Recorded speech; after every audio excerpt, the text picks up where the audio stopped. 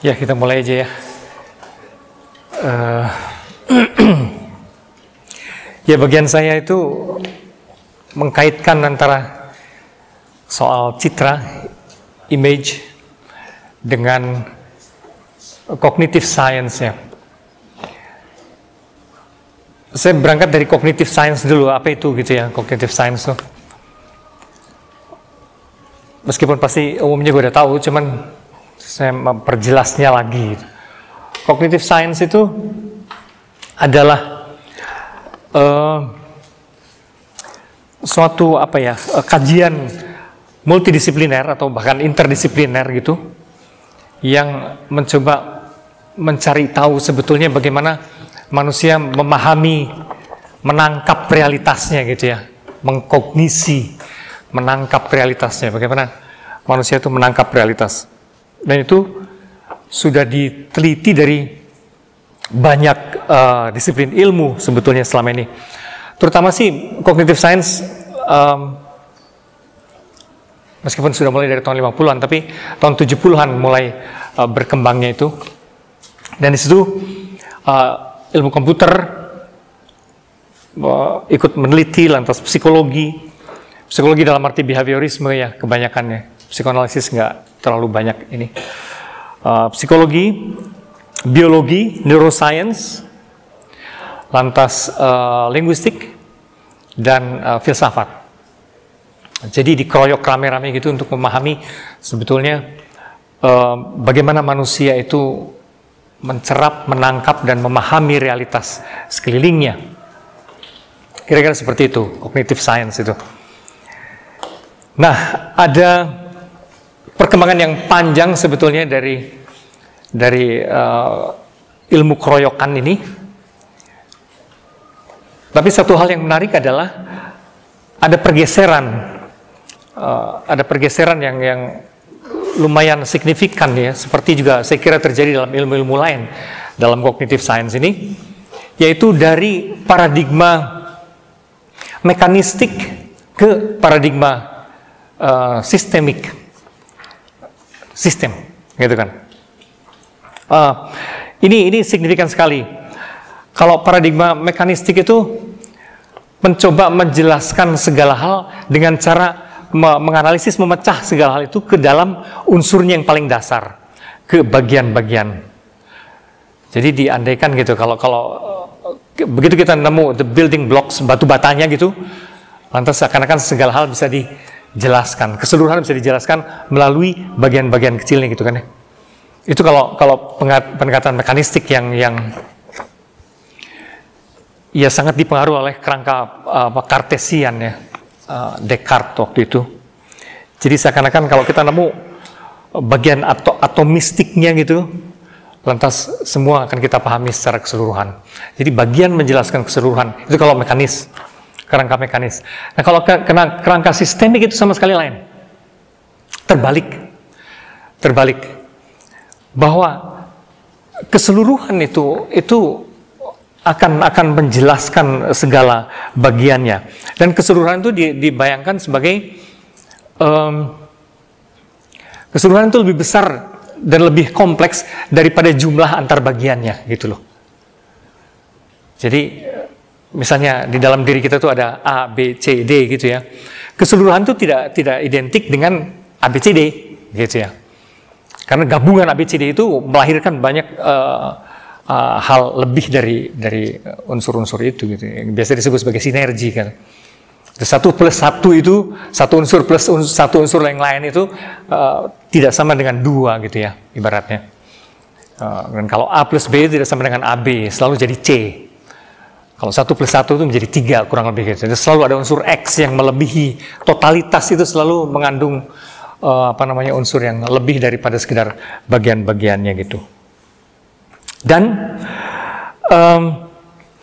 dalam kerangka sistemik, yang namanya bagian itu bukan sesuatu yang intrinsik gitu kan ya, bukan sesuatu yang intrinsik. Bagian itu hanyalah bagian itu hanyalah pola tertentu di dalam konteks keseluruhan tertentu.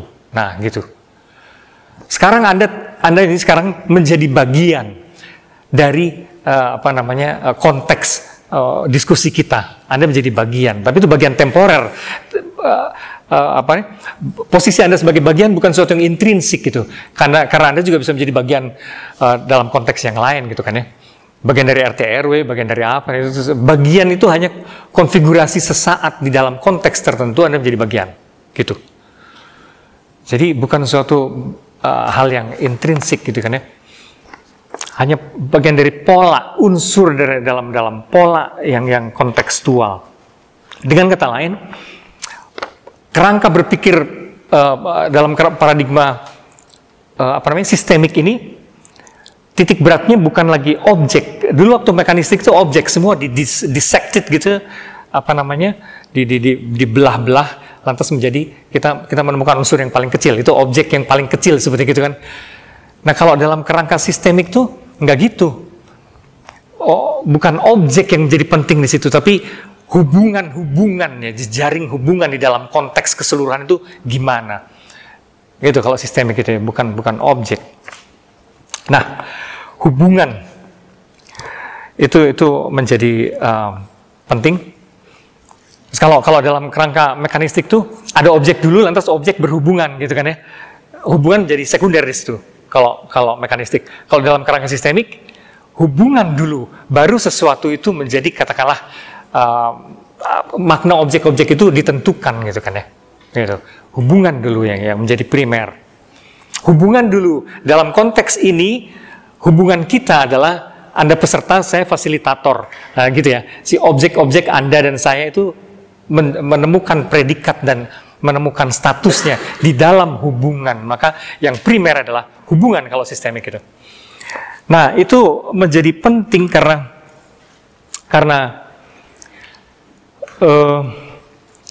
persepsi atau kognisi itu selalu bersifat relasional di kemudian hari. Sampai hari ini kita cognitive science melihatnya begitu. Segala hal itu relasional sebetulnya gitu. Sesuatu menjadi sesuatu di dalam hubungan dengan gitu ya. Anda sekarang menjadi peserta di dalam hubungan dengan konteks diskusi ini di mana saya menjadi fasilitator. Seperti itu. Jadi itu saja sudah menunjukkan pergeseran citra. Maksud saya itu pergeseran paradigma itu sendiri sudah menunjukkan pergeseran citra. Bagaimana kita mencoba memahami pola persepsi dan kognisi itu, gitu kan ya? Yang awal melalui citra mesin mekanis, gitu kan ya? Yang sekarang melalui citra sistem, itu pun sudah citra. Dari situ mulai kelihatan bahwa sebetulnya kita tidak pernah lepas dari citra dalam memahami segala sesuatu, bahkan dalam memahami pemahaman itu sendiri, gitu kan? Kita tidak pernah lepas dari citra. Yang saya mau bilang adalah akhirnya citra atau imaji itu menjadi begitu sentral seperti dalam kognisi manusia. Jadi maksudnya begini, cognitive science akhirnya melihat bahwa dunia, realitas yang di luar kita gitu kan ya, sebetulnya itu selalu boleh kita ragukan. Karena yang ada, yang kita pahami sebetulnya adalah kode mental, citraan mental sebetulnya. Atau simulasi, model mental sebetulnya yang ada di otak kita. Jadi the real thing itu seperti apa? Sebetulnya it's always a big question. Kalau bahasanya Immanuel Kant, das Ding an sich itu seperti apa? The thing in itself seperti apa gitu ya. Itu sebenarnya kita tidak pernah sungguh-sungguh tahu. Itu makin hari makin ditemukan seperti itu. Jadi Immanuel Kant yang sudah bicara abad 18 sebetulnya nggak kuno-kuno amat gitu ya. Itu jadi yang kita ketahui sebetulnya hanyalah model mental dari realitas. Simulasi perseptual di dalam otak kita gitu kan ya. Alias citraan dari realitas. Selalu yang kita tangkap adalah citraan dari realitas yang ada di kepala kita. yang kita gumuli, yang membuat kita antusias, yang membuat kita sedih, yang membuat kita bete, yang membuat kita dan seterusnya adalah citra dari the real, but not and never the real itself. Gitu kalau dalam cognitive science ya. Jadi dengan kata lain lagi, perubahan citra. Sekarang kita balik. Kalau tadi kita tidak pernah lihat realitas, yang kita tangkap hanyalah citra. Nah sekarang kita balik. Perubahan citra itu sekaligus juga perubahan realitas. Kalau dilihat dari sudut kita. Jadi misalnya gini. Waktu bumi suka dilukiskan sebagai flat, datar gitu kan ya, dalam lukisan-lukisannya. Kita memang betul-betul menganggap realitas itu datar gitu loh. Baru ketika setelah Columbus dan segala macam itu bikin, enggak loh, bumi itu bulat gitu. Tiba-tiba jadi lain loh. Realitas itu tiba-tiba jadi lain. Memang kita menemukan bahwa itu bulat. Dulu masih ingat ada di era pramodern hampir selalu lukisan-lukisan itu sifatnya naif ya. Kayak lukisan-lukisan di Bali gitu. Itu kan orang, sawah dan segala macam tanpa perspektif kan. Jadi datar aja gitu. Orang-orang di sini, orang-orang di sana, dan nggak ada perbedaan sosok gitu kan ya. Semuanya flat aja. Jadi sawah itu yang jauh maupun yang dekat semua di atas ataupun di bawah semua sama. Tapi ketika mulai ada perspektif, nah gitu ya. Tiba-tiba realitas pun jadi lain di benak kita. Ketika Renaissance bermain-main dengan perspektif di situ, realitas berubah. Cara kita memahami realitas berubah, yang sebelah sana tuh lebih kecil, yang sebelah sini lebih gede, dan seterusnya kayak gitu-gitu. Jadi ketika muncul perspektif, maka realitas juga berubah. Yang saya mau bilang selanjutnya adalah, perkembangan foto, film, dan komputer, itu persis juga mengubah realitas kita. Memang itu mengubah the way we perceive reality, tapi cara kita memahami realitas, tapi dengan begitu juga sekaligus realitas jadi berubah ketika ada foto, film, dan komputer. Di situ aspek fiktifnya itu mulai gini loh. Sejak fotografi, terutama sih sejak pemrosesan digital ya, dimungkinkan atas foto, atas film, atas komputer, televisi, dan sebagainya itu, ketika proses-proses digital dimungkinkan, maka di situ lebih berasa lagi sifat representasional dari gambar itu semakin hilang sebenarnya. Gambar tidak lagi mesti merepresentasikan realitas gitu loh. Enggak, secara digital kita bisa lebih makin ngarang-ngarang gitu kan ya. Dan bentuk karangan ini juga, realitas karangan ini yang dicitrakan itu pun bisa sangat real, bahkan bisa lebih real daripada yang real gitu kan. Nah, kita tahu kan gambar-gambar menciptakan angin ribut, tornado dan segala macam kayak gitu-gitu ya. Itu it looks real gitu kan ya. Jadi sejak itu maka dunia citraan hilang sebetulnya, makin lepas aspek representasionalnya. Kalau dulu orang suka bilang kata representasional, non representasional itu jadi kata kunci gitu kan ya. Zaman dulu sebenarnya lewat proses digital hilang itu. Karena akhirnya bukan representasional, gambar-gambar itu dalam dunia kita sekarang menjadi presentasional. Artinya betul-betul menciptakan dan menghadirkan yang tadinya tidak ada. Bukan represent, tapi present. They present a new, benar-benar create a new, gitu kan ya. Realitas diciptakan, dan kita hidup dalam realitas itu, di dalam alter reality. Bisa nulis ya, bentar. Ya, jadi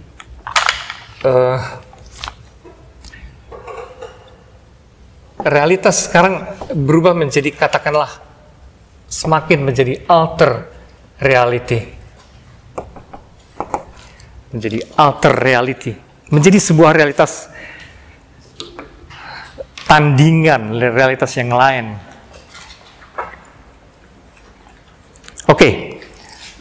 itu dulu bagaimana apa namanya cognitive science akhirnya sampai pada persepsi yang memang baru sekarang ini tentang realitas. Nah, sekarang kita masuk ke problem yang mutakhir secara lebih rinci lagi. Kembali ke sistem ya. Nah, kalau sekarang dilukiskan sistem itu seperti apa, sistem persepsi kita itu sebenarnya seperti apa, sistem persepsi manusia. Ada banyak versi, tapi ada Ken Wilber segala macam. Tapi menurut saya yang menarik adalah dari Fritjof Capra, yang mengambil inspirasi dari Humberto Maturana dan Francisco Varela dan Ilya Prigozhin. Di situ menarik. Sistem itu terdiri dari pola dan struktur.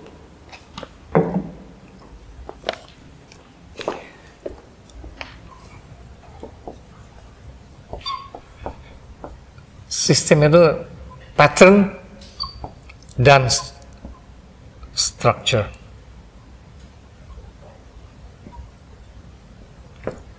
Itu. Sistem itu terdiri dari pattern dan struktur, dari pola dan struktur. Nah, pola itu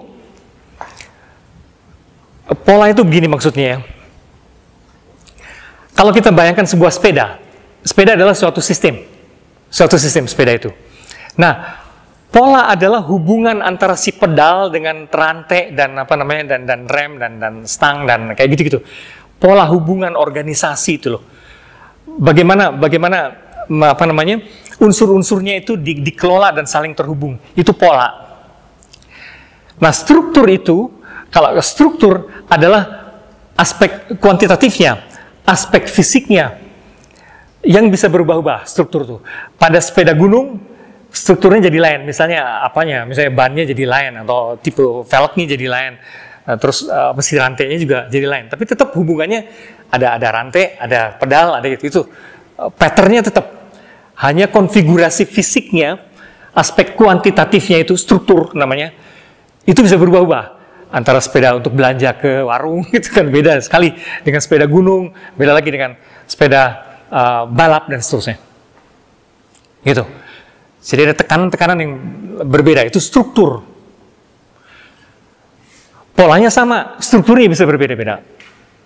Oke, itu dulu. Nah, ini dalam pendekatan teori sistem yang dirintis waktu itu oleh Norbert Wiener, lantas cikal bakal itu Bertalanffy, Niklas Luhmann dan seterusnya. Tapi versi mutakhirnya adalah dari Humberto Maturana. Nah, menurut Maturana, dari cognitive science-nya versi Maturana, sistem kehidupan itu pattern-nya itu bersifat autopoetik.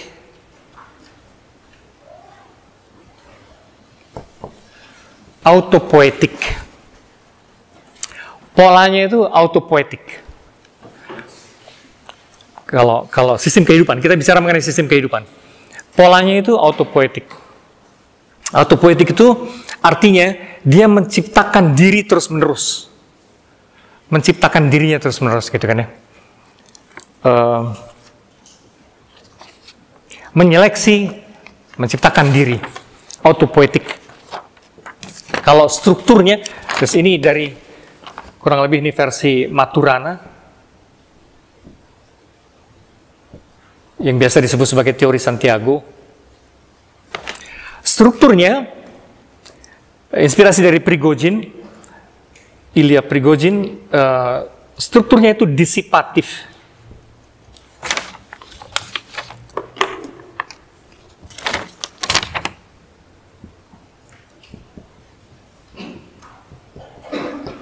Disipatif artinya struktur ini terus suatu struktur yang bergerak, yang terus-menerus membentuk dirinya juga, tapi dengan cara membuangin. Kalau barang-barangnya sulit dibayangkan, tapi sel kita tuh terus-menerus berhilangan, bermatian, tapi sekaligus juga dibangun baru lagi, gitu kan ya. Disipatif itu. Bahwa kita membuangin banyak hal, tapi untuk melahirkan banyak hal lagi, yang baru lagi.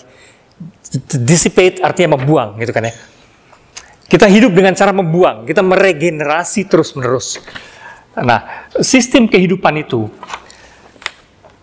terus-menerus konstruksi fisiknya terus-menerus memperbaharui dirinya juga dengan cara membuangin yang sudah mati, sel-sel yang sudah mati, lantas menghidupkan lagi sel-sel yang baru. Maka struktur ini struktur yang lewat. Ini struktur yang fluid dengan kata lain. Ini struktur yang fluid. Dua-duanya ini menyebabkan sistem kehidupan itu sebetulnya fluid. Sistem kehidupan itu fluid, dalam arti dia sesuatu yang mengalir terus, gitu kan ya. Mengalir, fleksibel, dan bergerak terus, gitu. Kalau bahasa konvensionalnya dinamis, gitulah. Gitu ya. Tapi barangkali lebih tepat fluid. Fluid itu kayak air, gitu kan. Ngalir terus, gitu. Nah, sistem kehidupan itu kayak gitu. Jadi bukan kayak mesin jam, gitu kan, yang sudah sekali jadi kayak gitu mati. Tidak. Ini membentuk dirinya terus-menerus, gitu kan. Tapi dengan cara membuangin juga yang sudah mati. Jadi meregenerasi diri terus-menerus. Nah, dalam sistem kehidupan, sistem ini berhadapan dengan dunia luar. Dunia luar. Barangkali ini tidak tepat disebut begini. Dunia luar tuh barangkali segini, gitu ya. Pendeknya, si sistem ini berhadapan dengan dunia di luarnya, itulah yang disebut sebagai kognisi. Kognisi. Dia mengkognisi terus-menerus bolak-balik dunia luarnya dan sistem di dalamnya. Dan dengan cara itulah si sistem memperbaharui dirinya terus-menerus. Nah, bentuk konkret dari kognisi ini adalah citra. Terus-menerus kita bermain-main dengan citra. Kita semua sekarang sedang bermain-main dengan citra. Kita sedang mempersoalkan bagaimana kita mencitrakan realitas. Saya sedang mencitrakan ini dengan menggambarkannya, gitu kan ya.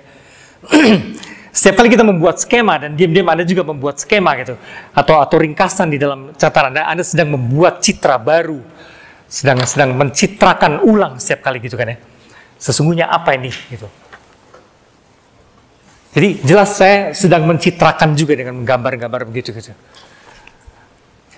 Dan kognisi itu adalah mencitrakan.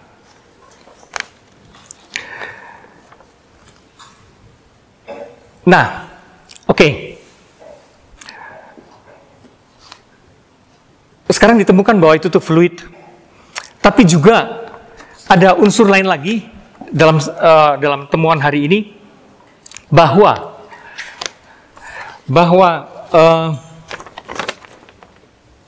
di sini satu hal. Lantas ada hal lain lagi, bahwa ternyata yang melakukan kognisi itu bukan hanya otak. Nah, itu lebih memperumit lagi. Otak itu cuma prosesor ternyata, gitu loh. Tapi yang melakukan aktivitas adalah setiap sel melakukan aktivitas. Jadi sel kuku kaki kita, gitu ya, itu semua sampai dari ujung rambut sampai ujung kaki, sebetulnya semua sel itu melakukan kognisi. Dulu agak naif para cognitive scientist itu. Membayangkan bahwa seakan-akan yang mencerap dan menangkap realitas itu hanya otak, gitu kan ya. Sekarang itu enggak. Seluruh sel di tubuh kita itu mencerap dan menangkapi dan menerjemahkan. Di otak itu cuma prosesor doang. Cuma prosesor. Jadi yang pintar itu bukan otak sebenarnya. Setiap sel itu pintar. Gitu ya. Jadi inteligensi itu terletak di mana? Pada setiap sel. Sebenarnya hal ini sebenarnya udah kerasa kalau waktu kita masih di embrio. Kan embrio juga sel yang membelah diri terus kan. Dan itu udah kerasa sebetulnya yang pintar di situ sel yang membentuk otak itu kan. Sel juga yang membentuk otak, jangan lupa. Jadi pinternya sel. Gitu. Seluruh tubuh kita itu mengandung kecerdasan si sel-selnya itu. Nah, itu juga fakta baru yang membingungkan jadinya gitu. Bagaimana? Kita udah terlanjur terlalu lama melihat berfokus pada otak gitu loh. Padahal seluruh tubuh kita sebenarnya pintar dan sebenarnya cerdas, menangkap segala hal. Just, di situ otak ini hanya prosesor. Kayak kantor pusatnya gitulah ya. Kayak kantor pusat gitu. Tapi sebenarnya yang kerja seluruh masyarakat selular di dalam tubuh kita. Jadi ini kan kayak masyarakat besar sebenarnya kan. Nah di situ yang lebih memperumit adalah bukan hanya bagaimana kita mencerap di luaran, tapi bagaimana antar sel ini pun saling berkomunikasi. Itu fantastis loh. Mereka nggak punya bahasa gitu, seperti yang kita bayangkan gitu. Ngobrolnya gimana gitu? Bagaimana mereka nyuruh demam karena ada sesuatu yang asing gitu kan ya, seluruh tubuh. Terus tiba-tiba jadi demam gitu kan. Kan kalau isyarat penyakit juga kan apa ya? Ada benjolan gitu kan ya. Biasanya ada benjolan tertentu itu kan semacam isyarat bahwa sakit. Itu juga gimana? Mereka saling dengan sangat cepat atau muntah misalnya gitu kan ya. Muntahin kalau ada unsur aneh yang masuk gitu kan ya. Barang aneh yang asing yang masuk ke dalam mulut kita, otomatis kita muntah. Nah, bagaimana seluruh mekanisme masyarakat selular ini kompakan gitu mendorong supaya muntah. Itu fantastis. Jadi ada tipe komunikasi yang aneh sekali gitu di dalam tubuh kita. Dan kita sebenarnya in a way didikte oleh sesuatu yang kita tidak mengerti ini di dalam. Jadi kalau mereka makar atau apa gitu, mengadakan revolusi gitu sama kita, itu gimana juga gitu kan. Lucu itu. Nah, itu menarik ya. Suatu wilayah yang masih rada asing ini, semacam terra incognita dalam cognitive science, yang belum banyak diketahui sebenarnya mereka ini ngapain gitu kan ya. Mereka ini ngapain dan cara kerjanya persisnya gimana para sel ini.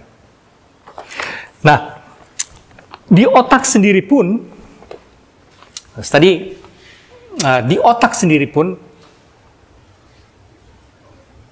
jadi ini sel-selnya.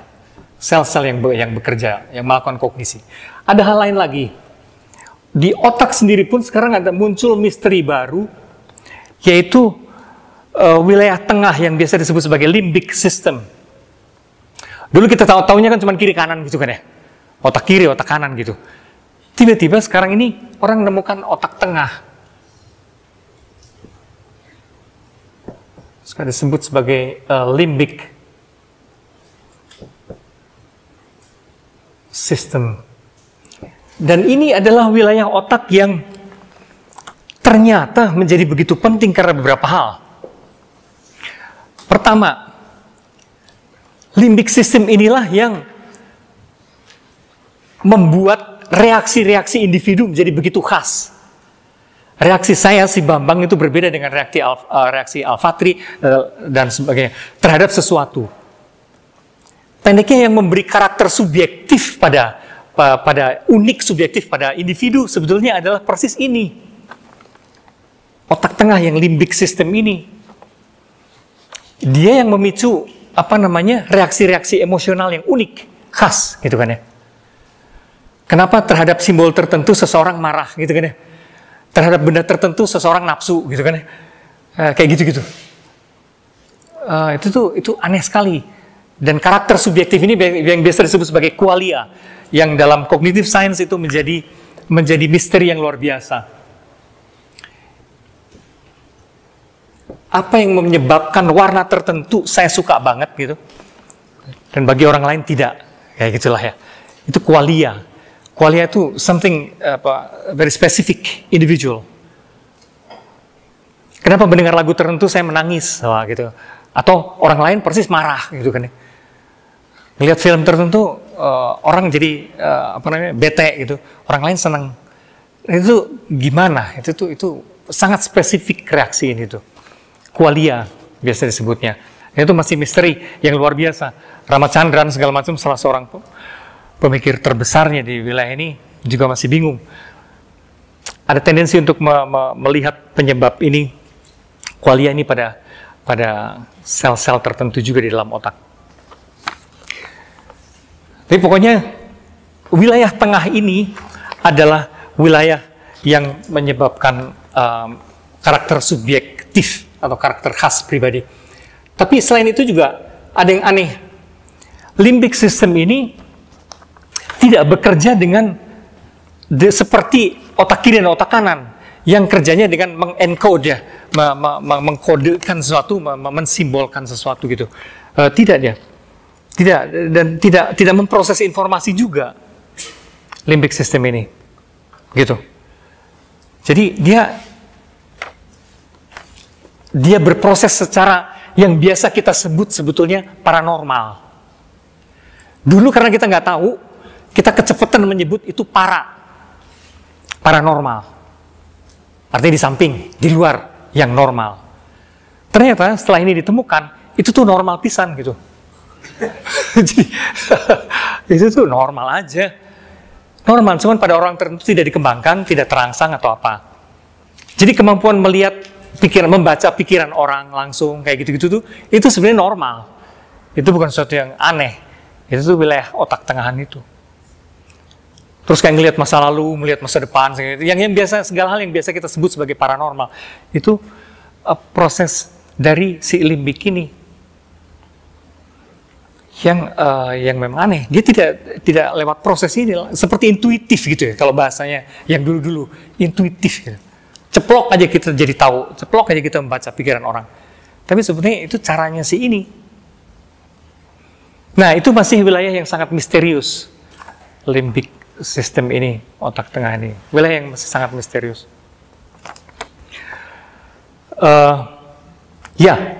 Jadi saya mau bilang bahwa ada temuan-temuan mutakhir di wilayah cognitive science ini, khususnya juga dari wilayah neuroscience yang mengotak-atik sistem kerja neural di dalam otak itu, yang menyebabkan banyak hal memang menjadi tidak terlalu jelas lagi bagaimana. Yang jelas adalah bahwa satu hal lewat temuan-temuan ini, bahwa pola komputer, pola apalagi psikologi behaviorisme, misalnya kayak gitu-gitu, pendeknya disiplin-disiplin ilmu yang dulu digunakan untuk memahami cara kerja kognisi kita itu, sulit memahami aspek ini, aspek fluid dan aspek cara kerja aneh yang tidak mekanistik sama sekali dari limbic system. Dua hal itu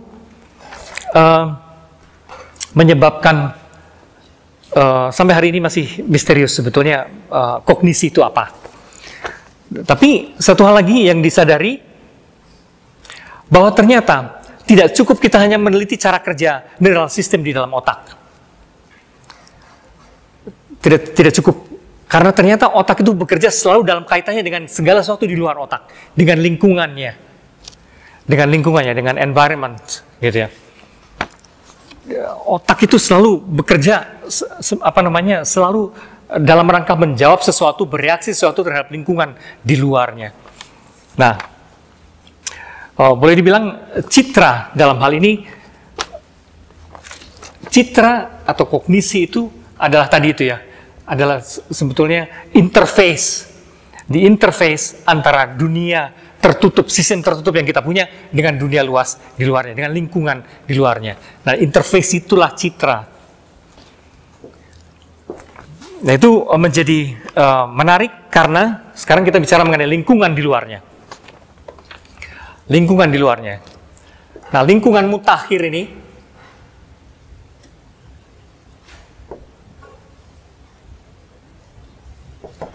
lingkungan mutakhir kita ditandai oleh sesuatu yang istimewa hari-hari ini, yaitu tadi lewat imaji komputer dan seterusnya, lingkungan kita menjadi lingkungan imajerial gitu kan ya.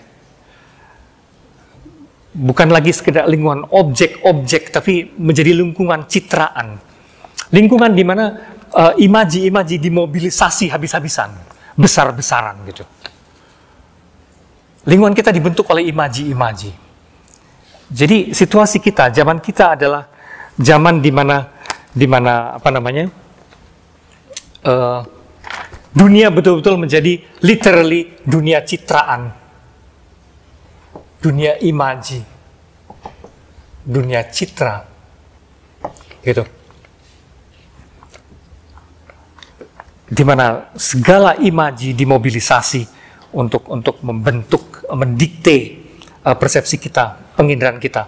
Dan dalam hal itu, biasa ini disebut sebagai, karena citra itu citra visual terutama. Citra visual.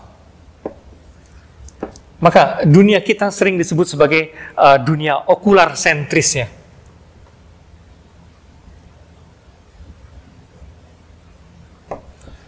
Dunia yang berpusat pada mata, yang menganak-emaskan mata. Konsekuensinya apa? Ini dunia yang sekaligus mendevaluasi segala penginderaan lain. Penginderaan lain dianaktirikan dan dikebiri dan menjadi terdevaluasi. Apa misalnya penginderaan lain tuh? Oh, penciuman, perabaan, terus apalagi? Pembauan. Bahkan pendengaran gitu kan ya. Karena benar-benar yang paling dominan dalam dunia technoculture sekarang ini adalah dalam cyberspace kayak gitu, adalah visual, citraan visual. Jadi ini kultur yang sangat kelewatan okular, terlalu okular sentrik gitu ya, terlalu berpusat pada mata. Jadi yang digenjot habis-habisan itu mata. Dan dilemanya di situ apa? Dilemanya adalah di satu pihak kita baru merasa suatu realitas itu real kalau sudah digambarkan gitu kan ya. Kita baru merasa itu real. Kita nggak pernah ngeh teman kita yang deket ini cantik atau tidak gitu ya.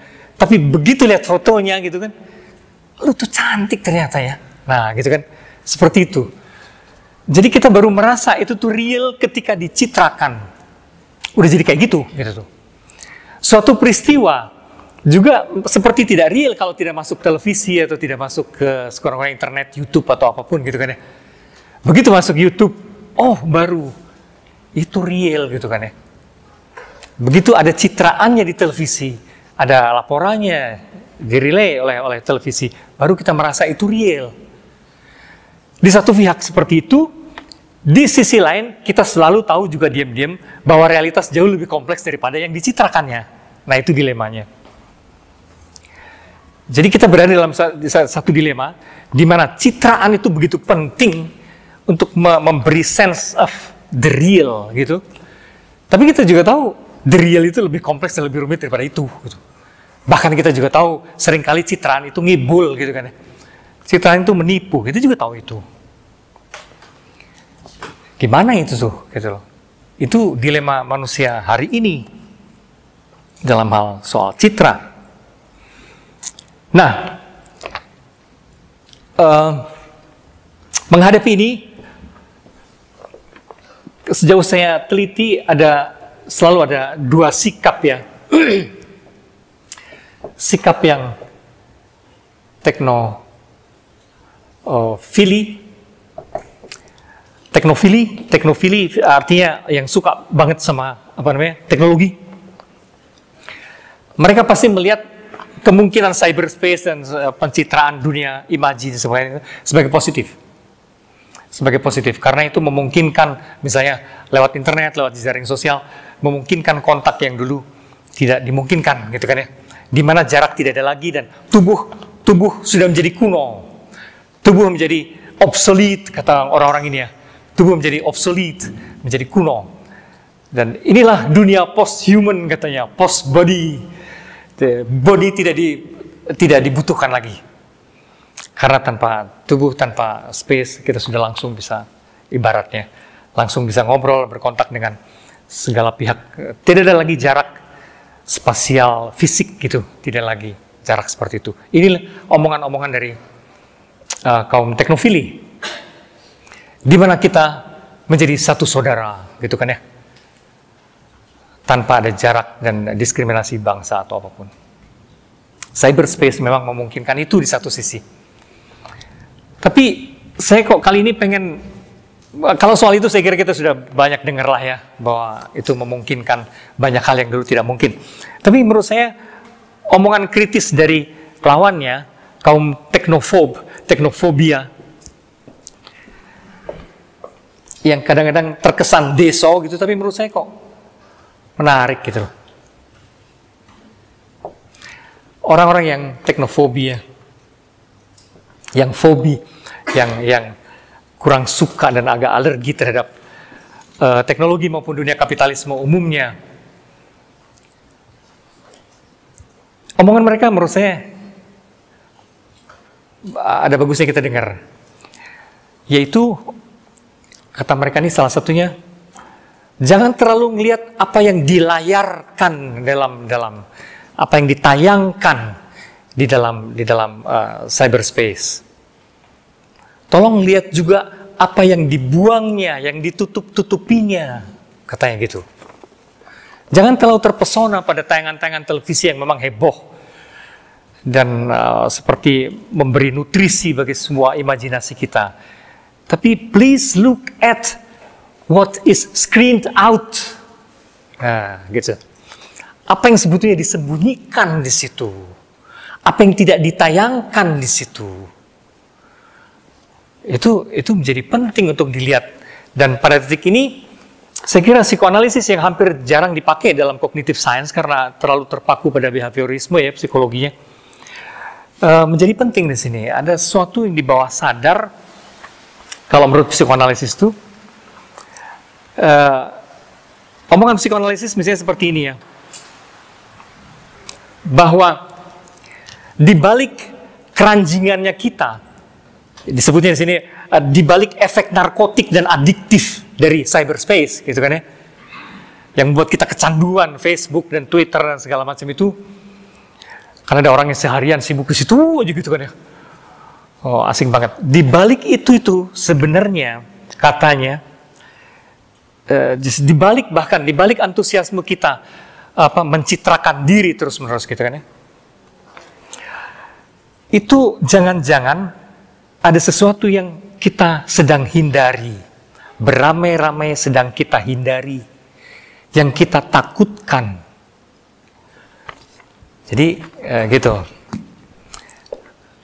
kata orang-orang ini, jadi apa disebutnya, frenzy hysteria atau euforia cyberspace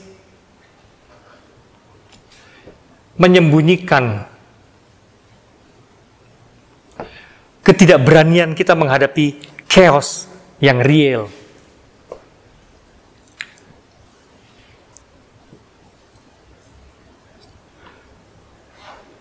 Menghadapi chaos yang sebetulnya memang real.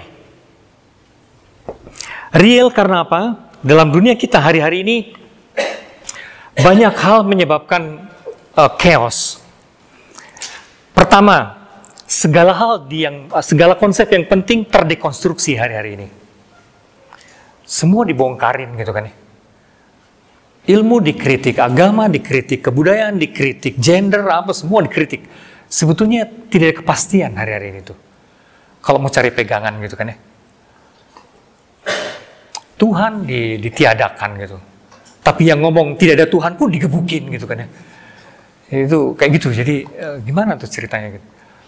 Ada chaos karena semua terdekonstruksi. Jadi chaos ini muncul karena dekonstruksi besar-besaran. Manusia menjadi terlalu pintar gitu, sehingga segala hal dibongkar, segala konsep yang dulu kita jadikan pegangan terbongkar habis-habisan, segala citra yang dulu pernah kita bikin diacak-acak, rusak, gitu kan ya. Tapi chaos juga karena kita sekarang makin ketat berhadapan dengan the other, dengan unsur-unsur asing. Hadapi the other. Terus menerus kita makin di enclave kita, ruang-ruang nyaman kita, apa disebutnya comfort zone kita, terus menerus didobrak gitu kan ya, lewat pergaulan kita, lewat internet, lewat apapun, didobrak dan kita mesti berhadapan dengan segala yang lain, yang baru. Itu bisa berarti orang dari suku lain, dari agama lain, dari orang yang ada ideologi lain, kelas ekonomi lain. Terus menerus kita berhadapan dan makin dekat. Dulu kita tahu bahwa ada mereka itu, tapi kita bisa menghindar karena nggak perlu kontak karena jaraknya juga jauh. Sekarang kita berkomunikasi dengan bule-bule, tapi juga dengan orang Korea, dengan orang Taiwan, dengan orang Indian, dengan orang aborigin, itu kan. Dengan segala hal yang lain kita berkontak. Dulu barangkali kita nggak kepikir orang Korea kok apa sih yang menarik? Kalau Jepang keren. Korea apaan? Tiba-tiba sekarang kita demam Korea gitu kan. Ini karena ternyata banyak hal lucu juga gitu. Dan menarik juga itu Korea. Dan nanti kita akan tertarik sama segala hal yang lain yang baru. Dan itu ketertarikan pada the other itu sekaligus mendekonstruksi juga kita. Nah, kita dipaksa juga untuk merumuskan dibanding orang Korea siapa sih kita? Nah, gitu kan. Dibanding orang Thailand kita apa dong? Gitu. Dibanding orang Malaysia misalnya tempo hari ada terbitan dari surat edaran dari Dikti yang mewajibkan karya tulis di jurnal kayak gitu-gitu karena dibandingkan dengan Thailand dan Malaysia katanya gitu ya. Ya norak sekali lah gitu. Tapi pokoknya itu memaksa kita merumuskan kembali siapa sesungguhnya kita gitu. Itu pun ada efek dekonstruktifnya dengan the other. Nah, belum lagi inovasi. Kita juga mesti menghadapi inovasi baru yang terus-menerus membawa kita ke the unknown. Ke wilayah-wilayah yang kita tidak ketahui. Gadget baru, mungkin sepele gitu ya. Tapi ketika itu memungkinkan, misalnya kayak Twitter segala macam itu memungkinkan proses baru, hubungan-hubungan baru sama sekali dengan segala pihak gitu. Terus muncul istilah followers dan segala macam gitu kan ya. Atau Facebook ketika memungkinkan kita narsis gitu. Mencitrakan diri gitu kan ya. Dan sekaligus memungkinkan kita menipu berlapis-lapis gitu kan ya. Seperti itu. Kita seperti masuk dalam kemungkinan baru dalam dunia maya itu, sekaligus itu bukan kita yang, sekaligus itu kemungkinan kita menyembunyikan diri sebetulnya. Karena kita bisa pakai alias ini itu gitu, pakai nama samaran ini itu, dan pakai identitas palsu ini itu. Pakai foto palsu juga kalau perlu. Kayak gitu-gitu kan ya. Jadi rumit ini. Kita makin memasuki wilayah-wilayah baru yang unknown. Nah, di situ sebetulnya terus-menerus kita menciptakan citra, dipaksa makin cepat kita menciptakan citra baru yang untuk memahami diri kita, untuk memahami sekeliling kita, tapi sekaligus juga merombak lagi citra itu, gitu loh. Terus-menerus. Citra sebagai dosen misalnya, saya mengalaminya gitu. Mesti gimana ya dengan menghadapi anak-anak seperti ini gitu, misalnya gitu kan ya. Kalau saya ingat-ingat, saya kira tahun-tahun awal saya menjadi dosen lain loh sikap saya terhadap ada banyak jaimnya gitu ya. Terus dan seringkali jaim itu karena saya nggak tahu banyak gitu ya. Jadi banyak jaimnya gitu, banyak melindungi diri gitu kan ya. Tapi justru rasanya ketika kita makin tahu makin transparan, kayak gitu-gitu. Interaksi itu juga selalu mengubah bagaimana kita memahami diri kita. Baik, kira-kira seperti itu. Jadi kalau dari cognitive science, persis citra adalah hal yang kita pertaruhkan. Dan itu yang kita gonta-ganti terus, pencitraan itu. Citra adalah the interface antara kita, dunia dalam kita dengan dunia luaran. Dan itu kita rombak terus-menerus lewat hubungan-hubungan yang sangat fluid, sangat cair, gitu kan ya. Dan semakin cair, semakin tidak menentu. Maka citra mengenai hidup itu sungguhnya apa, Tuhan itu apa, atau ada atau tidak ada, dan seterusnya. Manusia lain itu apa, ritual itu apa, dan sekolah itu apa, dan segala itu kan terus-menerus dirumuskan secara baru. Yang menarik, yang spektakuler hari ini di Indonesia kan bagaimana citra SMK misalnya gitu kan ya. Itu tiba-tiba menjadi melambung dengan segala kehebohan produknya gitu kan ya. Itu dulu kan kita sepelekan sekali gitu. Bagaikan kita menyepelekan anak STM dan segala macam gitu kan ya. Ya apa sih gitu. Tiba-tiba, kok lebih keren ternyata. Cepat sekali gitu. Nah, persis dunia citraan memang sedang kita pertaruhkan hari-hari ini itu. Dalam segala halnya.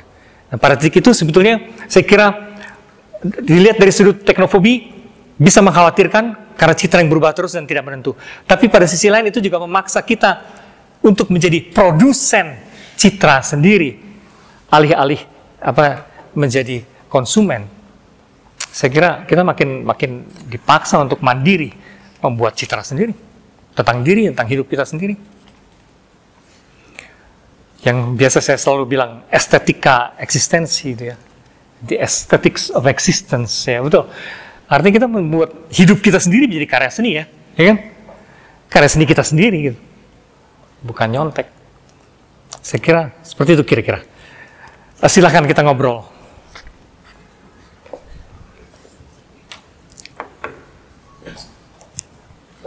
Ya. Apakah kita berbicara dalam konteks manusia sebagai pusat, dan ketika kita pada titik itu ketika kita menghapus yang dulu dan dunia menjadi sebuah citra, apakah itu juga sesuatu yang kita citrakan gitu? Jadi citra di atas citra seperti itu. Iya. Masalahnya saya sulit membayangkan kita lepas dari citra. Apapun yang kita lakukan, sikap kita terhadap dunia itu selalu mengandaikan citraan tertentu gitu ya. Sehingga, dan kalau dari sudut situ, memang kita menciptakan citraan kuadrat berlapis-lapis, lebih dari kuadrat ya.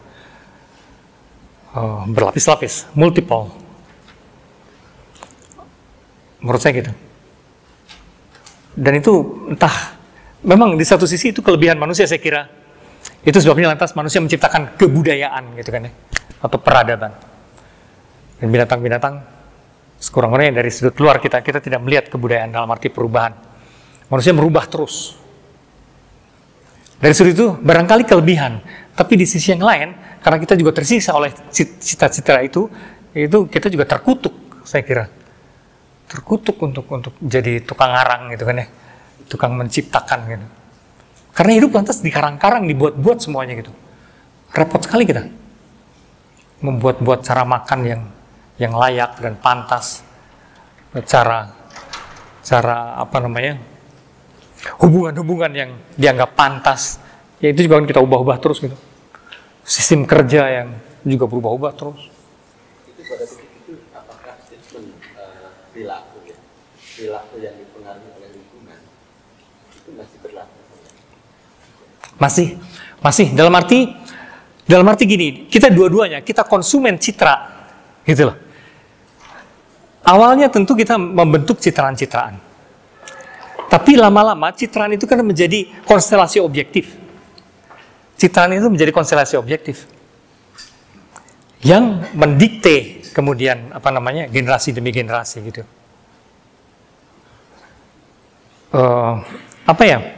Bahasa aja misalnya, tentu kita bisa membayangkan dulu bahasa itu manusia yang bikin gitu kan ya.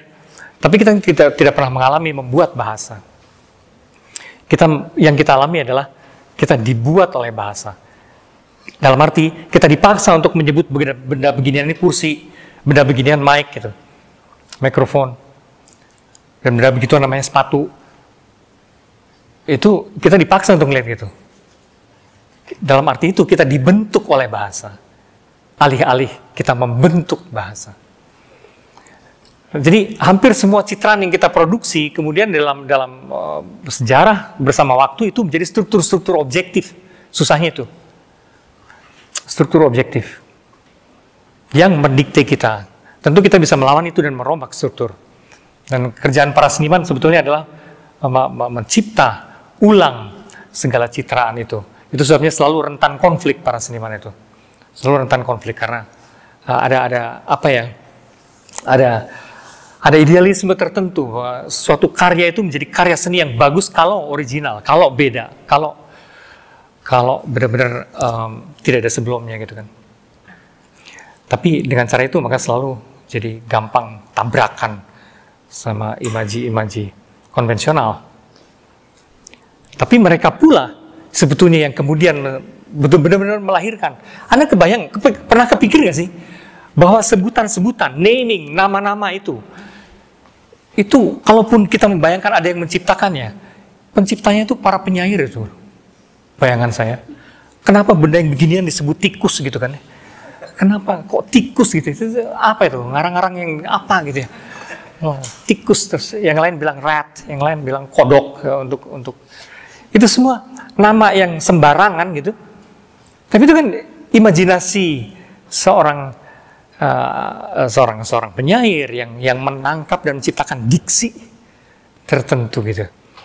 Dalam waktu kita sudah nggak menyadari lagi siapa yang menciptakan dan nggak peduli juga, emang gue pikirin gitu siapa yang menciptakan. Tapi kalau awalnya kita membayangkan bagaimana kata-kata tercipta, itu para seniman loh, itu para penyair mestinya, gitu. Coba artinya kaitannya dengan mata ya. Apa kemudian dunia juga menciptakan mata gitu?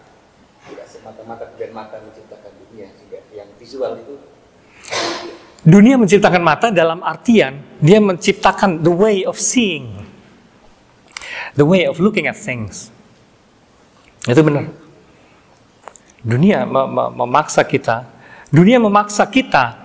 untuk melihat bahwa perempuan yang berkulit putih dan berhidung mancung itu cantik gitu. Sementara yang berkulit hitam, pesek, itu jelek gitu. Itu environment seperti ini, environment citraan seperti ini gitu kan ya, yang memaksa kita melihat dengan cara tertentu. Dalam arti itu kultur mempengaruhi kita melihat. Sama juga orang-orang yang terus-menerus misalnya di Bali, entah aborigin atau dimanapun, yang terus-menerus dari sejak kecil dengan berbagai cara membuat kita selalu melihat begitu maghrib itu ada hantu-hantu gitu ya. Kalau nah kita memang lama-lama membuat kita juga bisa ngelihat itu. Karena itu sebagian kan kayak proyeksi atau apa. Sebaliknya misalnya di dunia orang-orang barat yang sejak kecil nggak pernah juga peduli sama hal itu, bahkan dia nongkrong di tempat yang banyak setannya pun dia nggak lihat gitu. Tetap aja nggak lihat. Yang fantastis adalah profesor kawan saya yang karena tinggal lama di Afrika, dia begitu beradaptasi sampai lama-lama dianggap sebagai dukun di Afrika, padahal dia Belanda ya, orang Belanda. Dia dianggap sebagai dukun. Tapi kekeh gitu ketika saya tanya, kamu tuh kan kalau ngelihat orang kesurupan segala macam ini gimana? Kamu nyembuhinnya gimana? Nggak tahu, saya intuisi aja gitu. Kamu benar-benar nggak percaya bahwa dia kesurupan? Enggak. Jadi kekeh gitu, sebagai bule dia nggak percaya itu ada dunia roh atau apa segala macam. Kagak. Apa dong? Itu bikinan dia sendiri gitu ya. Itu ciptaan dia sendiri. Itu yang dia yakini. Tapi fakta bahwa dia bisa menyembuhkan, dia bilang, oh itu kan semua permainan psikis. Jadi saya juga berperan aja gitu, kayak main-main. Terus cara pandang yang sama sekali berbeda, cara dia ngelihat fenomen kesurupan segala macam sama sekali lain. Dan itu benar-benar nggak pernah takut. Tapi ketika saya nanya, kamu pernah kesurupan atau? Kamu sendiri pernah kesurupan nggak? Kata orang pernah sih katanya gitu. Cuma saya nggak nyadar itu, pokoknya tiba-tiba saya lupa diri gitu. Terus kata orang saya kesurupan. Kamu yang ngalaminnya apa? Kayak pingsan aja. Gitu. Jadi the way of looking at things itu memang dibentuk ya.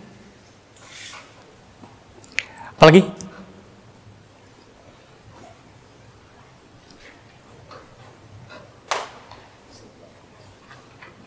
Jadi dalam nunggu yang lain. Dalam konteks itu mata batin tuh nggak ini.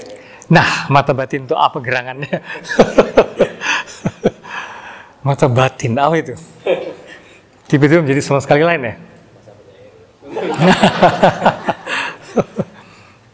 Ya, Ken Wilber cerita mengenai itu. the eye of the soul. Candelabra bilang bahwa itu harus masuk katanya. Itu yang dilupakan dalam ranah sains selama ini karena terlalu fisikal, terlalu materialistik kerangkanya itu ya. Padahal dalam konstruksi peralatan indera manusia sebetulnya ada yang itu yang selalu dilupakan. The eye of the soul, mata batin gitu ya. Dan dulu hampir selalu diketawain gitu kan, kalau dalam dunia sains apa juga mata batin gitu. Batin aja nggak ada kok gitu ya. Tapi ya dalam kerangka memang saya kira terlalu lama ya dunia sains itu berparadigma fisikal sekali ya, terlalu fisik ya. Sampai segala yang dibalik itu memang cenderung terhadap itu mereka alergi gitu. Yang selalu menjadi persoalan bagi saya ketika membaca Richard Dawkins yang menulis The God Delusion, bahwa Tuhan itu delusi ya, kayak orang sakit jiwa ya. Terus Daniel Dennett dan seterusnya. Pokoknya geng ateis baru yang sangat heroik itu, lewat biologi, lewat apalah segala macam itu. Selalu yang jadi persoalan saya adalah kalau memang sepertinya bukan hanya Tuhan tidak ada, tapi juga segala hal yang batin kesannya gitu kan ya. Itu cuman misalnya kalau versi Richard Dawkins, segala hal yang batin kayak nilai, makna, terus kebudayaan, itu cuman akal-akalan gen gitu kan ya. Itu DNA gitu ya. Itu kok kayak lebay sekali menurut saya gitu kan. Dalam arti itu akal-akalan ini gen supaya survive dari antar generasi. Maka dia menghasut kita menciptakan kebudayaan, sistem persekolahan segala macam gitu ya, supaya si gen ini terus-menerus jalan gitu. Menurut saya berlebihan. Karena misalnya terus segala antusiasme orang-orang ini dalam menggempur teisme, dalam menghajar agama gitu ya, segala nafsu ini mesti disebut apa gitu ya. Passion ini apa gitu kan. Apakah ini juga akal-akalan dari gen mereka gitu ya. Ini saya kok susah ngebayanginnya gitu ya. Artinya kemarahan mereka sampai mereka mau perlu menghajar agama dan segala macam itu mesti disebut apa? Itu batin atau bukan gitu kan. Kalau mereka konsisten, mereka hanya bilang enggak, itu adrenalin gue aja atau serotonin gue aja gitu ya. Ya bangsa kayak gitu-gitu ya. Yang menurut saya jadi maksa gitu kan ya. Saya kira kok bahwa ada dimensi non fisik. Buat saya itu ya soal Tuhan segala boleh dilupakan lah, tapi bahwa dalam diri kita ada dimensi yang memang non fisik gitu ya. Apapun sebutannya itu. Secara primitif kita sebut itu hati, jiwa, tadi batin, apapun gitu. Sekurang-kurangnya dimensi rasawi seperti itu. Kok sampai sekarang saya tidak melihat itu bisa direduksi dengan begitu mudahnya menjadi seakan-akan hanya efek serotonin, efek dari dopamin, efek dari menurut saya jauh lebih kompleks daripada hanya itu gitu loh. Pendeknya efek hormonal gitu loh. Menurut saya kok lebih kayak keharuan segala itu apa? Itu sekedar efek hormon gitu. Kok menurut saya rada aneh.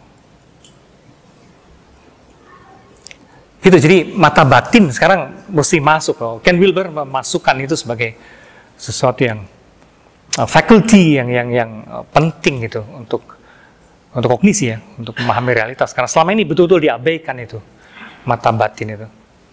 Padahal saya kira itu matanya seniman, menurut saya mata batin. Ada ini Pak, ada yang tertarik waktu saya bawa cerita soal sekali lagi saya tertarik dengan analogi Bapak seperti itu antara saintis dengan mistikus yang saintis seperti berkeliling naik gunung dan ketika sampai di puncak gunung para mistikus sudah sampai di sana dan Bapak ceritakan tentang fenomena kesadaran ada orang yang mati suri tapi ternyata kok bisa tahu apa yang terjadi. Nah dari perspektif kognitif sains di mana setiap kan kognitif sains itu membuat perbatasan pembedaan antara benda mati dan makhluk hidup kan jadi hilang ya. Karena pada kenyataannya bahkan tembok pun tidak merespon informasi sehingga dia jadi melembab gitu ya, terus kemudian dia cat gitu itu kan karena dia merespon informasi. Nah akhirnya dianggap unit kehidupan disebutnya gitu ya. Nah itu yang menarik buat saya itu karena konsep bahwa semua itu punya kehidupan gitu. Itu juga kalangan para mistikus zaman bahwa semua itu punya ruh, semua itu hidup gitu. Jadi pada titik ini sebetulnya dalam banyak hal sains dengan mistisisme lagi-lagi berurusan lagi, berurusan lagi. Gitu. Apakah gimana itu pakainya tulisan-tulisan seperti ini? Gitu? Iya, menurut saya tuh sains sampai juga ke fenomena-fenomena yang lebih mendalam itu, tapi memang lewat rute yang panjang karena mereka butuh mengukur dan yang terukur hanyalah yang fisik. Masalahnya awalnya gitu kan ya. Mereka tuh butuh ngukur. Jadi kayak kalau mau naik gunung tuh mereka nggak bisa terbang ala ruhnya Rogo Sukmo, para mistikus gitu kan. Nggak bisa. Jadi kalau mau naik gunung juga mereka mesti ngitung berapa ketinggian dan mesti pakai peralatan apa, tali dan segala macam gitu kan ya. Diukur. Gitu. Lama sih memang sampainya ke wilayah-wilayah yang non fisik itu. Tapi rupanya sekarang itu tak terelakkan. Ketika sains memasuki ranah-ranah yang jauh lebih dalam daripada yang fisik itu. Bahkan ketika fisika sendiri akhirnya mau tidak mau sampai ke wilayah-wilayah sebutlah subatomik atau apa gitu, di mana ternyata kan kayak kosong kan. Kalaupun kita kekeh memecah-mecah si atom atau pada tingkat ini kan akhirnya juga lama-lama jangan-jangan inti dari semua itu kan kekosongan gitu ya. Nah pada wilayah itu jadi absurd sekali gitu ya. Jadi dunia sains lantas mikir, jangan-jangan kita yang terlalu memaksa mematerialkan gitu loh. Kita terus-menerus terlalu memaksa mematerialkan itu. Jangan-jangan aslinya memang kosong, tapi itu sulit sekali dimengerti. Cuman sains memang memasuki wilayah itu. Kaitan, misalnya ketika fisika kuantum ataupun dualisme partikel gelombang segala macam itu sudah mulai, atau teori indeterminasi segala itu kan mereka sampai pada fakta bahwa ternyata yang diamati dan yang mengamati itu begitu terkait, sebetulnya nggak pernah bisa dibayangkan kayak sains zaman dulu, seakan-akan realitas itu bisa kita lihat secara murni objektif gitu ya. Itu ternyata naif. Artinya bahkan fisika sendiri yang dulu merupakan pilarnya, ujung-ujungnya nangkep. Enggak juga, itu tuh aneh ya. Tapi begitu itu disadari, semuanya jadi rumit. Karena ya kalau gitu, semua tergantung saya dong. Gitu ya. Artinya sudut pandang kita begitu ikut membentuk apa yang kita lihat. Nah itu.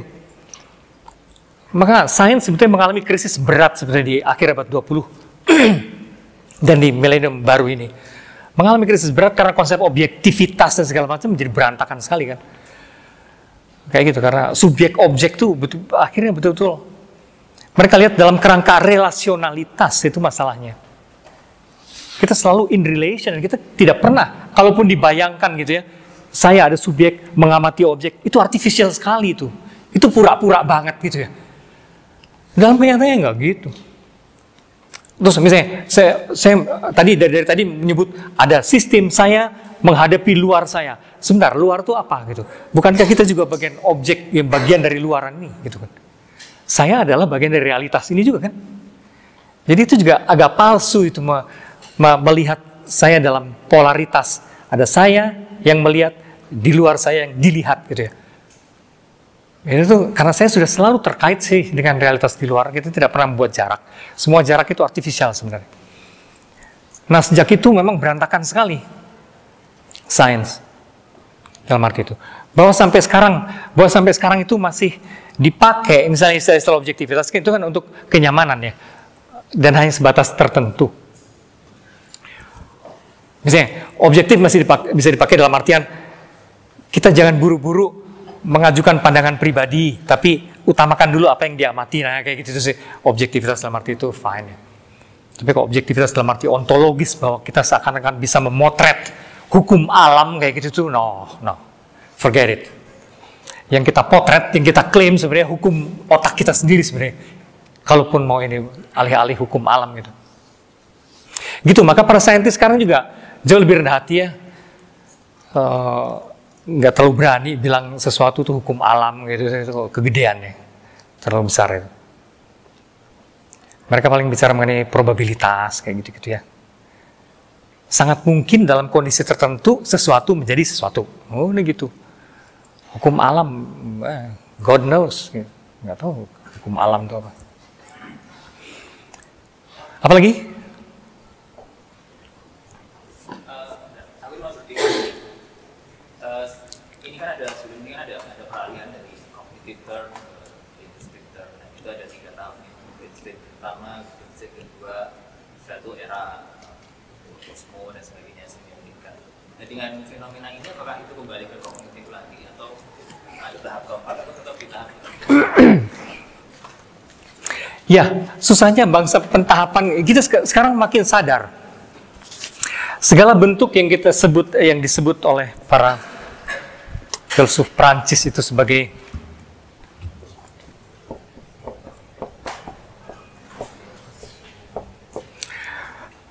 sekarang ini zaman yang sangat sadar bahwa segala bentuk cesura adalah pembatasan, pemilahan. Jadi ini binatang, ini infrahuman, ini manusia gitu kan ya. Terus itu barat, itu timur, itu cesura. Cesura itu segala penyekatan gitu cesura ya. Termasuk barusan penyekatan tahap-tahap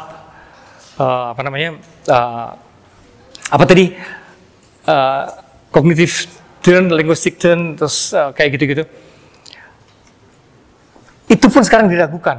Yang menyeramkan dalam dunia kita adalah segala jenis cesura itu, segala jenis kategori, ya bahasa biasanya itu, segala jenis kategorisasi itu sekarang dilakukan. Karena orang terlalu tahu bahwa, misalnya gini, pembagian zaman aja bisa gitu kan ya. Abad pertengahan, terus Renaissance ke sini itu modern gitu kan, terus modern ke sini itu kontemporer atau posmo gitu. Itu tuh orang juga bisa ketawa sih dengan itu karena orang terlalu sadar gitu bahwa tidak ada sih zaman yang begitu clear cut gitu ya. Oh, misalnya pramodern sudah selesai di abad, kalau di Eropa tuh di abad ke-15 gitu kan ya. Dan kesininya sudah modern. Untuk convenience kita, untuk kenyamanan kita memahami fenomena bisa. Tapi bahwa dalam realitasnya tidak ada penggalan-penggalan seperti itu gitu kan ya. Bahkan di dunia barat itu campur selalu. Campur. Bahwa ada tendensi-tendensi kuat ke arah modern, ke arah postmodern, ya itu fine. Tapi sebenarnya dalam realitasnya orang tahu jauh lebih kompleks dan lebih tumpang tindih daripada yang biasa dipetakan seperti itu. Oke. Tapi kalaupun ada orang menyebut turn tadi ya, linguistic turn, terus apa turn sekarang, itu hanya untuk menyebut katakanlah fenomena yang menonjol, gitu kan ya. Maka ada turn baru sekarang ini yang disebut experiential turn.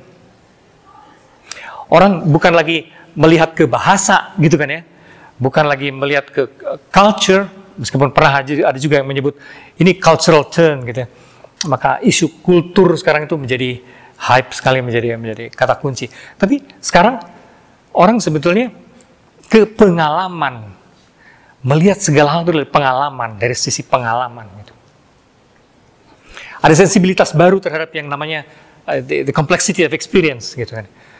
Ada sensibilitas baru, ada kepekaan baru, dan ada penglihatan baru bahwa pengalaman itu jauh lebih rumit daripada yang diteorikan misalnya gitu ya. Maka orang sekarang kepengen lebih bersetiap bukan pada teori, bukan pada para pakar entah namanya Jung atau Freud atau apapun. Pengalaman kejiwaan jauh lebih rumit daripada yang mereka omongkan gitu loh. Nah sekarang itu ada sensibilitas baru terhadap experience. Maka sekarang ini kalaupun mau disebut ada experiential turn. Apalagi? Ntar sebelah sana dulu.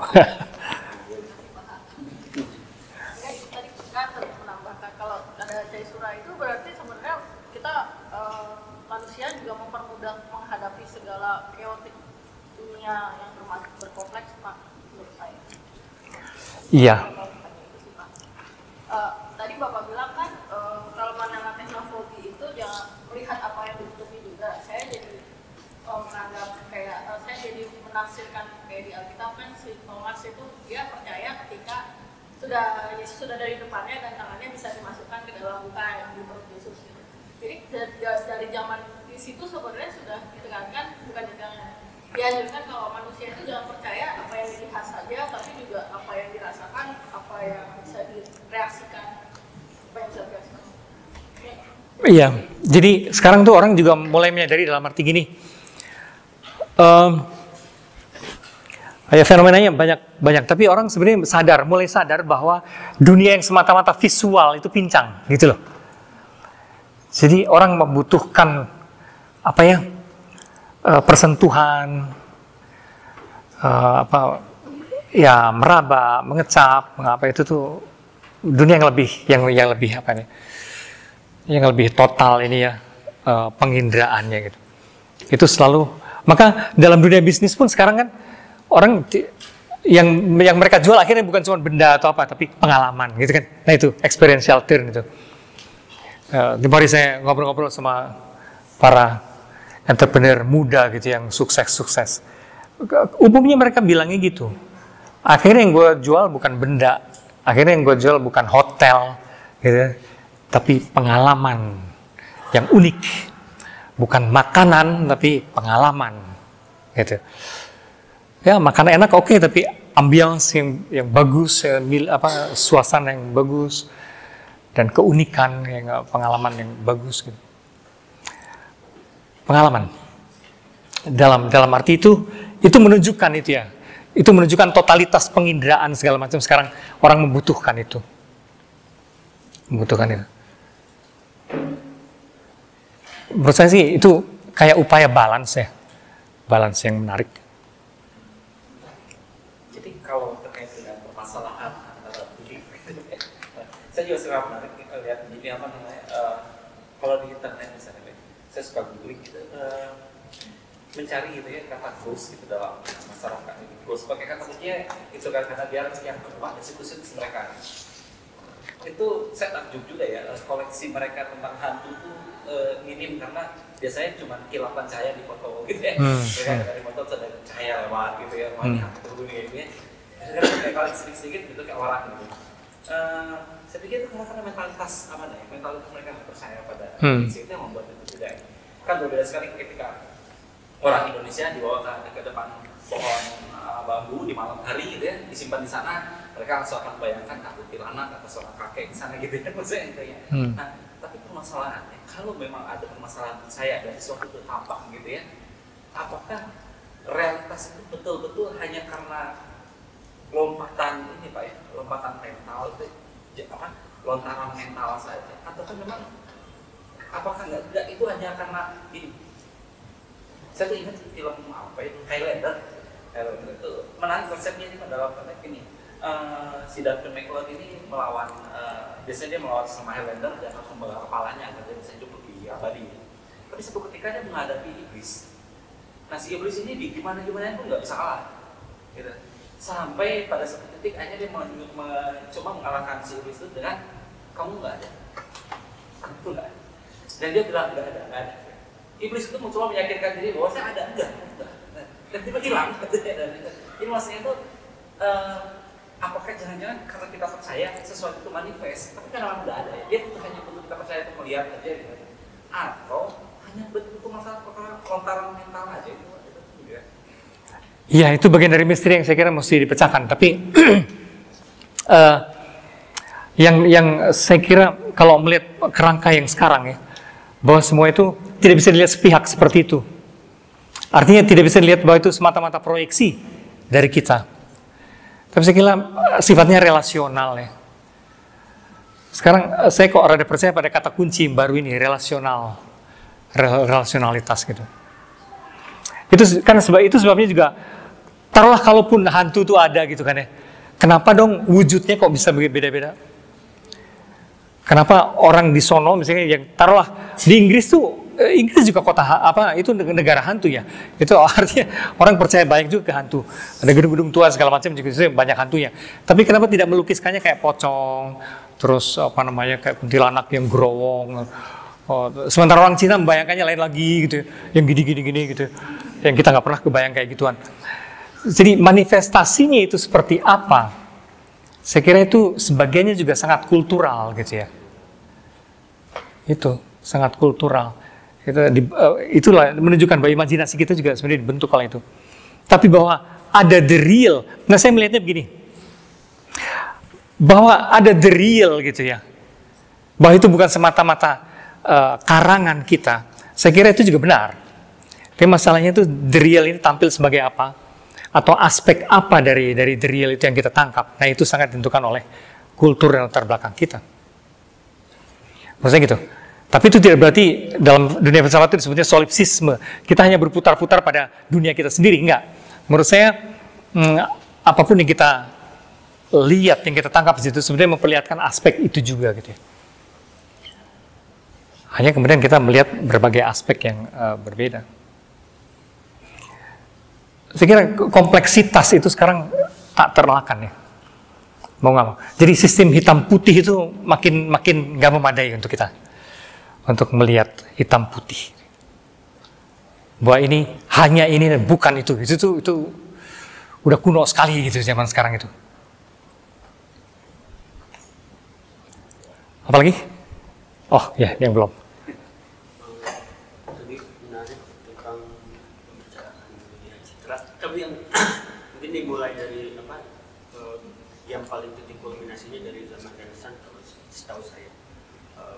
Kita lihat bagaimana lukisan waktu itu dipajang di gereja, terus pemuka-pemuka agama meminta masyarakat biasa yang buta huruf, yang memiliki keterbatasan untuk langsung datang, dan ketika itu langsung seeing is believing, langsung mereka trans atau merasa oh ya saya sisi religius naik.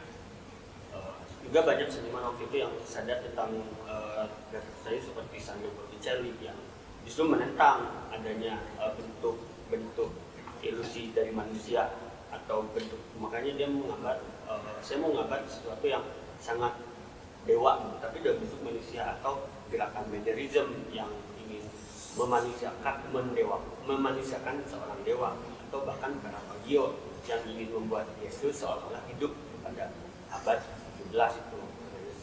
Nah, yang mau saya tanyakan sampai sekarang dengan perkembangan foto dan film, kira-kira bagaimana, core apa yang bisa dipegang untuk memahami semua itu sampai sekarang, maksudnya realita living atau touching atau apapun, tapi tentu aja harus punya core tersendiri. Kalau menurut saya salah satu core yang mungkin adalah itu kepentingannya.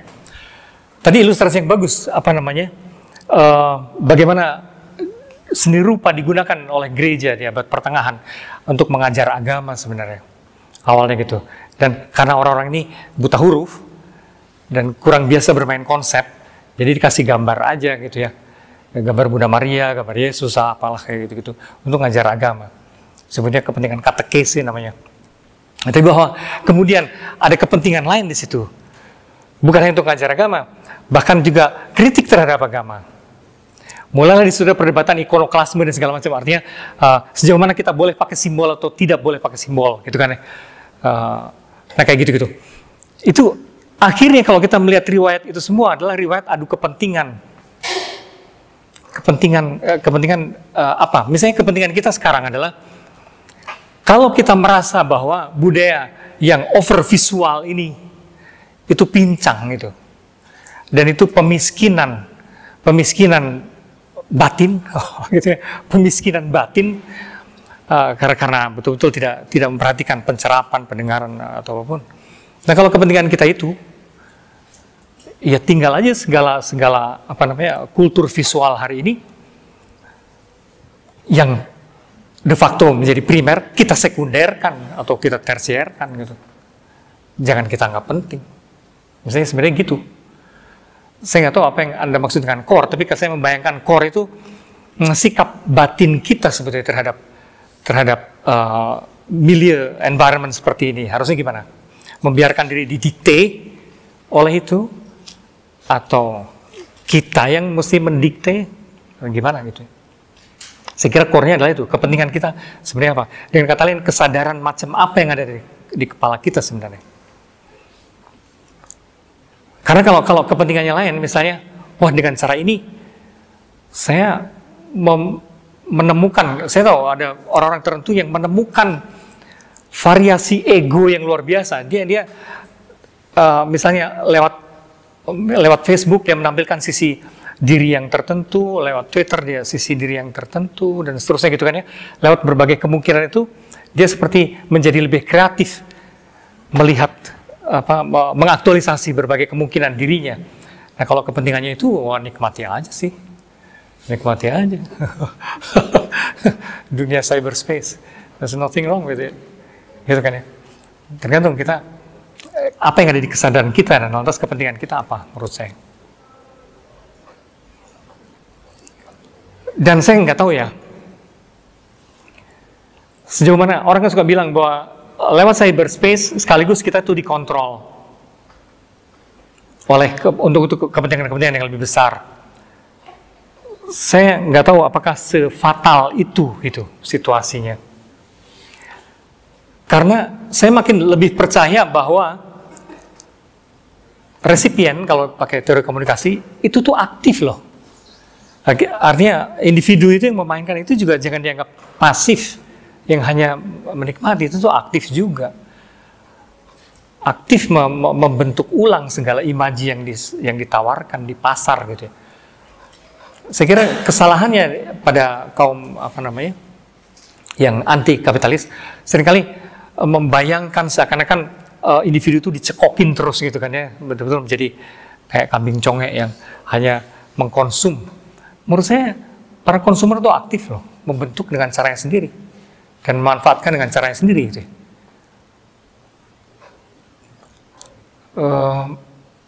Misalnya gadget-gadget baru segala macam itu tidak segala orang juga lantas keranjingan dengan itu gitu.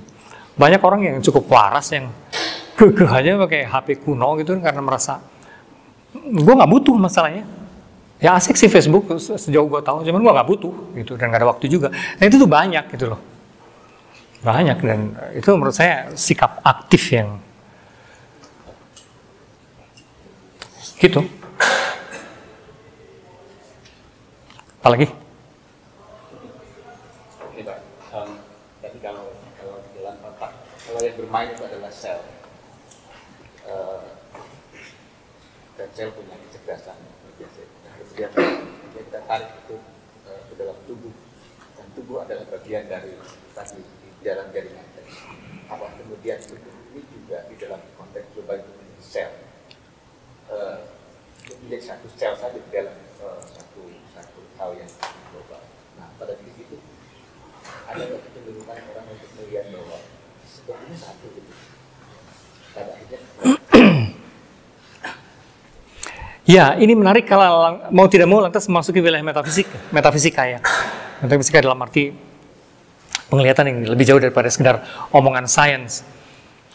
Ketika sekarang memang jejaring cyberspace segala macam memungkinkan kita berkontak dengan semua yang the other, dengan semua yang lain gitu. Tiba-tiba orang menyadari bahwa perjalanan evolusi itu sudah bergerak seperti itu. Tadinya orang menganggap saudara sendiri itu cuma sedarah, gitu kan ya, keluarga. Paling besar itu menjadi kayak klan, trah atau apa, keluarga besar. Apa sih sebenarnya trah teh? Ya fam atau apalah, marga atau apa. Dalam arti sedarah gitu. Tapi lama-lama dalam sejarah ternyata itu berubah gitu kan, dan makin luas menjadi sesuku yang dianggapnya sekerabat itu. Lama-lama sekota dong, gitu. Lama-lama senegara, dan itu antar kota. Dan sekarang di beberapa tempat sudah menyaksikan sebenua kayak Uni Eropa segala macam gitu kan ya. Dan dalam berbagai bentuk kerjasama sekarang sedunia sih, gitu. Jadi sejarah sebetulnya menunjukkan ada semacam proses penyatuan dalam range yang makin besar gitu ya.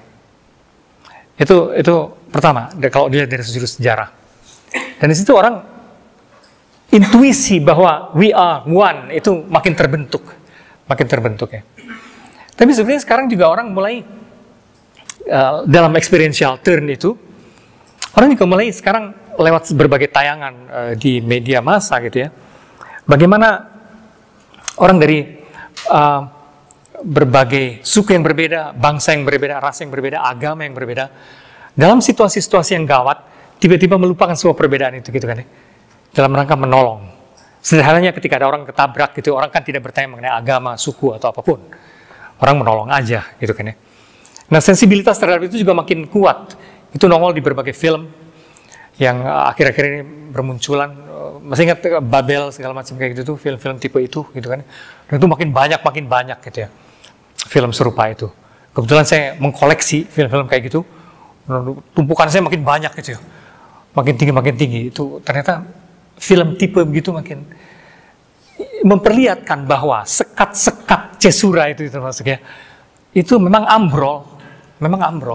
Sekarang ada sensibilitas oneness itu ya, bahwa kita satu dengan berbagai jalur. Nah, buat saya ini menarik gitu, fenomena ini menarik sekali.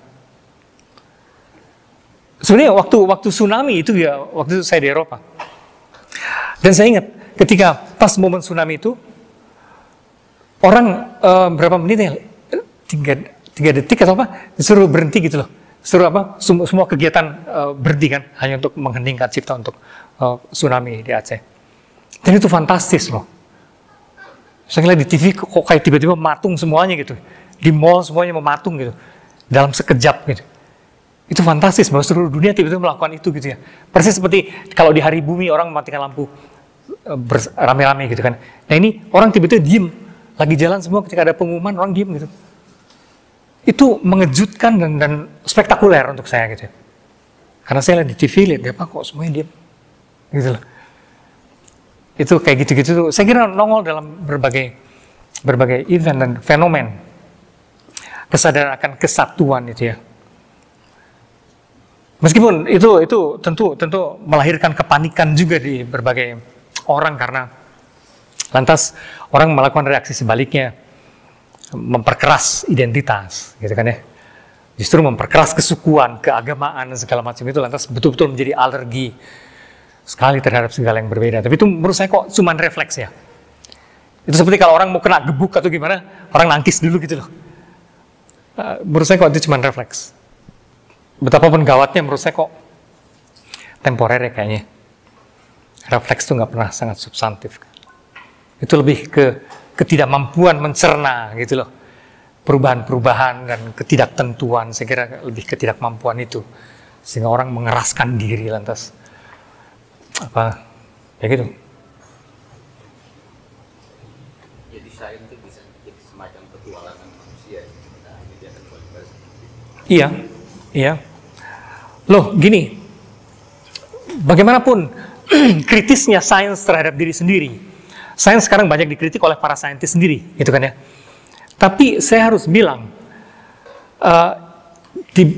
manusia menciptakan berbagai pengetahuan, menurut saya brilian. Yoga, akupunktur segala macam itu brilian, jejamuan segala macam itu menurut saya brilian. Tapi sains adalah satu-satunya menurut saya sistem pengetahuan yang secara sistematik dan berani mengoreksi diri terus-menerus, gitu loh.